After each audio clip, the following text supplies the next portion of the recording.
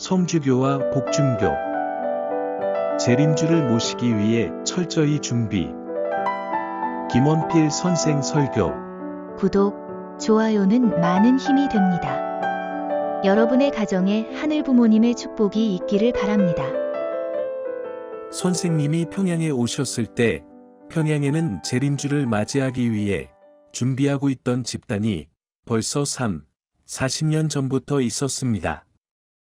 평양은 동양의 예루살렘이라고 하여 여러 곳에서 하나님으로부터 직접 계시를 받은 사람들이 있었는데 그 가운데 성주교라는 것이 있었습니다. 김성도 교주가 만든 교단입니다. 그 집단에서는 하나님이 직접 그 집단 중심자인 부인에게 많은 교리의 계시를 주었습니다.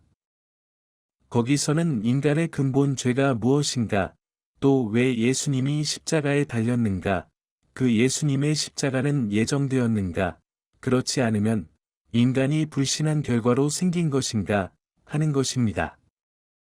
또 메시아는 구름을 타고 재림하는가, 보통 사람으로 재림하는가 하는 것에 대해서도 하나하나 가르쳐 주셨습니다. 그 부인은 아무런 교육도 받지 않은 시골 부인이었습니다. 그래서 그 부인은 하나님의 계시는 받지만 원리적으로 왜 그런가 하는 것에 대해서는 전혀 몰랐던 것입니다.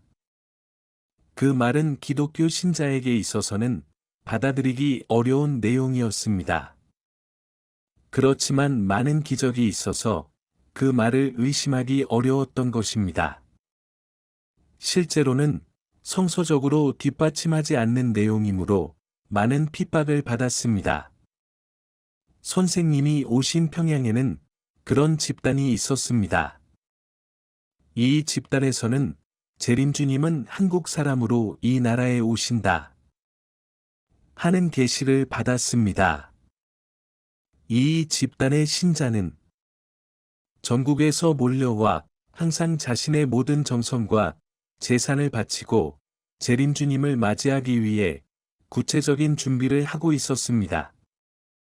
예수님 시대에는 사람들이 예수님을 믿지 못해 예수님은 마구갈에서 태어나야 했고 요셉은 예수님의 생일에 아무런 축하도 하지 않고 마을 친구들이 축제 때 좋은 옷을 입고 있는데 예수님만은 그렇지 않았고 학교도 가지 못한 한이 있었다는 것입니다. 예수님이 다시 오셨을 때 그런 일이 생기지 않도록 예수님이 태어날 때부터 돌아가실 때까지의 가구와 옷 등 모든 것을 준비하고 있었습니다. 그것도 동양식과 서양식으로 다 준비하고 있었습니다. 성주교 부인의 뜻을 이어받은 중년 부인이 이런 준비를 하고 있었습니다. 이 호흡인 여사에게 예수님이 나타나 내가 너에게 고할 때면 마치 어머니 뱃속에 있는 아이가 움직이는 것처럼 너의 뱃속에 그런 징후가 나타날 것이다.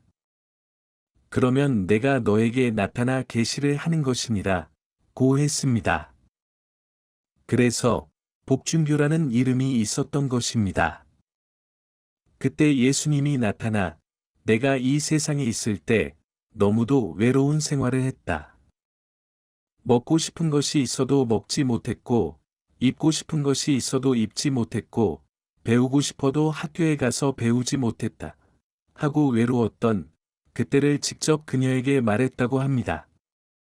이 이야기를 할 때 그녀는 예수님이 안쓰러워 많이 울었다고 했습니다. 그래서 그 집단에서는 예수님의 그 한을 풀어드려야 한다. 재림 메시아를 맞이할 때는 절대로 과거에 있었던 일은 없어야 한다고 하여 만전의 준비를 한 것입니다. 재림 메시아를 맞이함으로써 그런 메시아의 한을 풀어주는 것입니다. 그래서 준비를 위해 정말 진심을 다한 것입니다. 옷을 만들더라도 준비하는 사람은 몸을 정결케 하고 그리고 옷을 만드는 방도 깨끗이 하고 물건을 사더라도 절대 아무도 손대지 않은 새 천을 사온 것입니다. 물건을 사더라도 가격을 깎지 않았습니다. 그 이유를 알겠습니까? 메시아는 더할 나위 없는 귀중한 분이기 때문에 메시아가 입을 옷을 준비하는 사람의 마음은 돈이 있으면 금으로 된 옷을 만들고 싶은 것이 소원입니다. 메시아가 입을 옷이니 비싸다고 생각하는 것은 있을 수 없는 것입니다.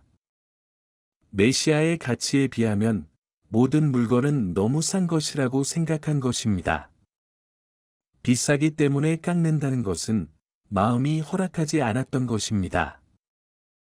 그리고 옷을 만들기 시작한다고 해도 당시에는 기계가 없기 때문에 전부 손으로 꿰맸던 것입니다. 정성껏 바늘로 꿰매서 만든 것입니다.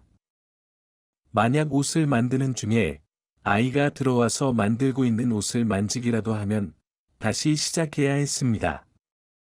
어느 날 그 집단에서는 재림 메시아가 쓰는 한국 전래의 모자를 만들게 되었습니다. 그런데 북쪽 평양에는 없습니다. 그래서 남쪽 서울에 가서 그것을 유명한 사람에게 만들어 평양까지 운반해야 했습니다. 기차를 타고 옮겨야 하는데 모자를 짐 위에 둘 수도 없고 또 다른 곳에 둘 수도 없었습니다. 그래서 머리 위에 걸어서 가지고 온 것입니다. 10시간 이상 걸리는 기찻길을 두 사람이 그렇게 운반한 것을 보아도 얼마나 정성 들여 만들고 준비했는가 하는 것을 알 수 있을 것으로 생각합니다. 또 식탁을 준비할 때는 메시아를 그곳에 맞이한 것과 같은 생각으로 준비하고 식사를 했습니다. 그래서 그들은 항상 영적으로도 메시아와 함께 생활했던 것입니다. 특히 이 사람들은 전국에서 모여 명절날을 함께 보내고 노래하거나 아니면 은혜 속에 춤을 추며 기쁨을 나누고 있었습니다. 1946년경에 하나님은 영통인을 통해 계시하고 언제나 옥중에서 재림주를 맞이할 것이라고 가르쳐 주었습니다. 너는 옥중에서 재림주를 맞이할 것이다 하는 계시를 받았습니다. 제2차 세계대전이 끝났을 때입니다.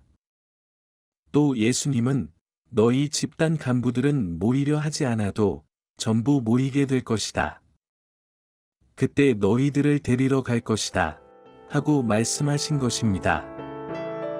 그들을 데리러 온다고 하니 재림 메시아가 데리러 올 것이 틀림없다고 생각했습니다. 또 예수님은 중년 부인을 가리키며 오실 재림주님 앞에 너가 그 신부가 되리라 고 가르쳤습니다.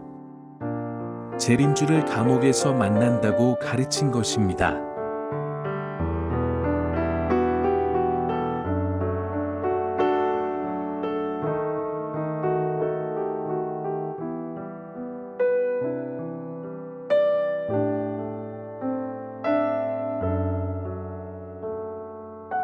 경청해 주셔서 감사합니다.